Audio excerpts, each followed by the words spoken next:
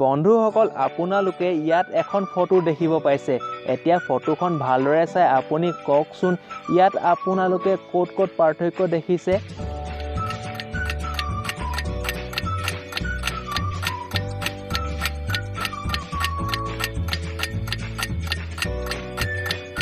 বন্ধুসকল ফটোখনত ইয়াত আৰু ইয়াত সম্পূৰ্ণৰূপে পাৰ্থক্য দেখিব পোৱা গৈছে বাৰু বলক পাছৰ পাজলটো চাওঁ বন্ধুসকল এই ফটোখনত এটা অমিল ইমোজি আছে আপুনি ফটোখন ভালদৰে চাই অমিল ইমোজিটো বিচাৰি পায় নি চাওকচোন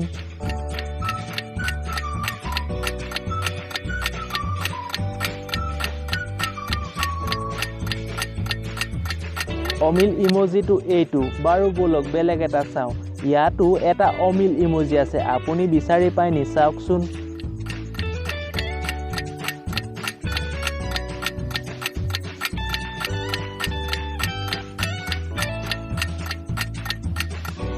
ইয়াত অমিল ইমোজিটো এইটো পিছে আপুনি উলিয়াব পাৰিছিল নে নাই আমাক নিশ্চয় কমেন্ট কৰি জনাই দিব বাৰু বলক পাছৰ পাজলটো চাওঁ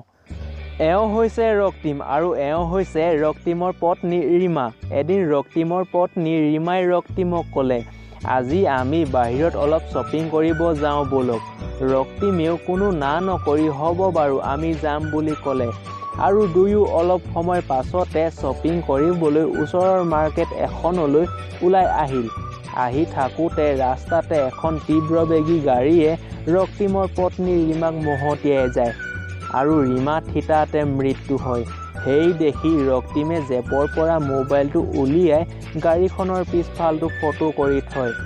আৰু ৰক্তিমে সেই ঘটনাৰ তদন্তৰ কাৰণে পুলিচক মাতিলে পুলিচ আহি ঘটনাৰ সকলো তদন্ত কৰাত ৰক্তিমে ঘটনাৰ সকলো কথা বিৱৰি কয় পুলিচে ৰক্তিমৰ কথাখিনি শুনি সেই গাড়ীখনক ওচৰে পাজৰে বিচাৰিব ধৰিলে পুলিচজন গৈ 8:30 মান বজাত সেই অঞ্চলৰে এখন ৰেষ্টুৰেণ্টৰ সন্মুখত এখন গাড়ী ৰখাই থোৱা দেখিলে সেই দেখি পুলিচে ৰেষ্টুৰেণ্টখনৰ মালিকজনক মাতিলে মালিকজন অহাত পুলিচে তেওঁ সোধে সেই গাড়ীখন আপোনাৰ নেকি মালিকজনে কয় সেইখন মোৰ গাড়ী নহয় আমাৰ এজন গ্ৰাহকৰে গাড়ী সেই কথা শুনি পুলিচজনে গ্ৰাহকজনক মাতিলে পুলিচে গ্ৰাহকজনক সোধা পোছা কৰাত গ্ৰাহকজনে কয় মই প্ৰায় 1 ঘণ্টাৰ আগৰ পৰাই এই ৰেষ্টুৰেণ্টখনতে বহি আছো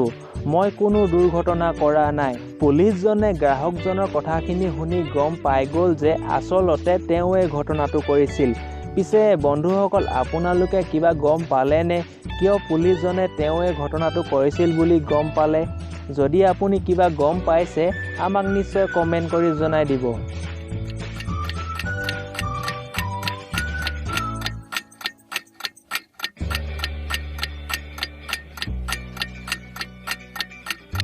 বন্ধুসকল যেতিয়া পুলিচজনে দুৰ্ঘটনা কৰা গাড়ীখনক বিচাৰি গৈছিল তেতিয়া কোৱা হৈছিল যে সেই সময়ত সময় 8:30 বাজিছিল কিন্তু যদি আপুনি ভালকৈ লক্ষ্য কৰিছে দেখিব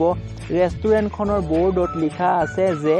ওপেন 8 AM অৰ্থাৎ দিনৰ 8 বজাৰ পৰা সেই ৰেষ্টুৰেণ্টখন খোলা হয় কিন্তু গ্ৰাহকজনে কৈছিল যে তেওঁ 1 ঘণ্টাৰ আগৰ পৰাই সেই ৰেষ্টুৰেণ্টখনতে বহি আছে এইটো সম্পূৰ্ণ তেওঁ মিছা মাতিছিল কিয়নো পুলিচজন যোৱা সময়টো আছিল দিনৰ 8:30 বজা আৰু ৰেষ্টুৰেণ্টখন খোলা সময় হৈছে দিনৰ 8 বজা আৰু গ্ৰাহকজন সোমোৱা সময়টো আছিল 8:30 বজাৰ পৰা 1 ঘণ্টাৰ আগত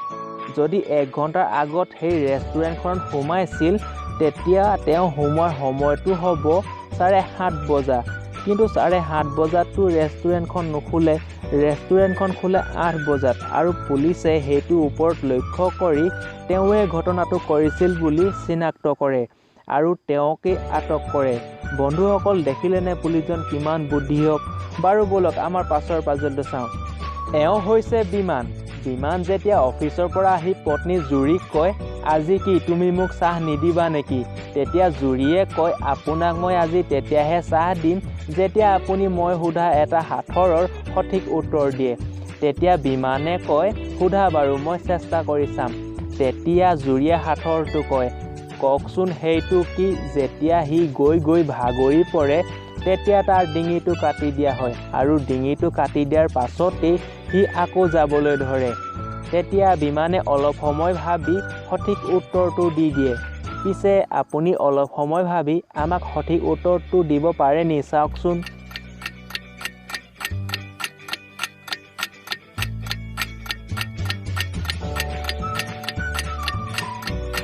বন্ধুসকল ইয়াৰ সঠিক উত্তৰটো হৈছে পেঞ্চিল আৰু বিমানেও এইটো উত্তৰকে দিছিল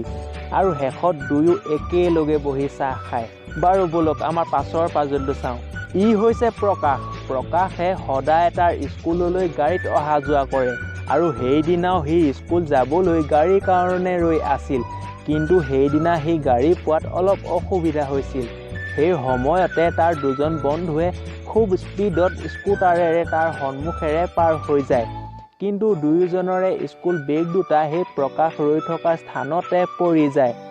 আৰু দুয়োজন ক্ৰমে টিংকু আৰু কণ্টিলা নিজৰ বেগটো ল'বলৈ অলপ আগতে ৰৈ দিয়ে। সেই দেখি প্ৰকাশে পৰি যোৱা দুয়োজনৰে বেগ দুটা দিবলৈ টিংকু আৰু কণ্টিলা ওচৰলৈ আগবাঢ়ি আহে আৰু দুয়োজনকে দুয়োটা বেগ দি দিয়ে আৰু প্ৰকাশেও গাড়ী নোপোৱাত তেওঁলোকৰ এজনৰ সৈতে যোৱাৰ সিদ্ধান্ত কৰিলে। এতিয়া কথা হ'ল যে প্ৰকাশে তেওঁলোক দুজনৰ ভিতৰত কাৰ লগত গ'লে সম্পূৰ্ণৰূপে নিৰাপদে যাব পাৰিব।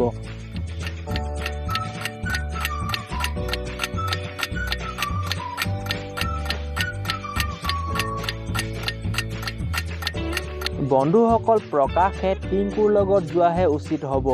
কিয়নো যদি আপুনি টিংকুৰ বেগটো চাইছিলে, টিংকুৰ বেগত লিখা আছিল টিংকুৰ জন্ম 1-1-2000 চনত,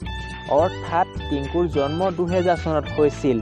সেই হিচাপত আজিৰ তাৰিখত টিংকু ইতিমধ্যে 18 বছৰ পাৰ হৈ গৈছে। কিন্তু যদি আপুনি কণ্টিলাৰ বেগটো চাইছিলে, লিখা আছিল জন্ম 1-1-2004, অৰ্থাৎ কণ্টিলাৰ জন্ম 2004 চনত হৈছিল। সেই হিচাপত আজিৰ তাৰিখত কণ্টিলা 18 বছৰ হোৱা নাই। যিহেতু টিংকু 18 বছৰ হৈ গ'ল, তাৰ ওচৰত হয়তো ড্ৰাইভিং লাইচেঞ্চ থাকিব পাৰে, কিন্তু কণ্টিলাৰ যিহেতু 18 বছৰ হোৱা নাই, তাৰ ওচৰত ড্ৰাইভিং লাইচেঞ্চ নাই আৰু 18 বছৰ তলততো ড্ৰাইভিং লাইচেঞ্চ নিদিয়ে। পিছে আপুনি এইটো উত্তৰ উলিয়াব পাৰিছিল নে নাই আমাক নিশ্চয় কমেণ্ট কৰি জনাই দিব। বাৰু এতিয়া চাওঁ বলক আপোনালোকলৈ থকা আমাৰ আজি বিশেষ পাজলটো। বন্ধুসকল ইয়াতে আপোনালোকে দুটা ইউটিউবৰ লগো দেখিব পাইছে। এতিয়া আপোনালোকে ক'ব লাগে ইয়াতে থকা ইউটিউবৰ লগো দুটাৰ ভিতৰত কোনটো ইউটিউবৰ আচল লগো। যদি বন্ধুসকল আপোনালোকে আচল লগোটো বিচাৰি পাইছে, আমাক এতিয়াই কমেণ্ট কৰি জনাই দিয়ক, কিয়নো শুদ্ধ উত্তৰ দিয়া প্ৰথম 10জন আৰু ৰেণ্ডমলি চিলেক্ট কৰা প্ৰথম 5জনৰ নাম আমাৰ অহা ভিডিঅ'ত উল্লেখ কৰা হ'ব।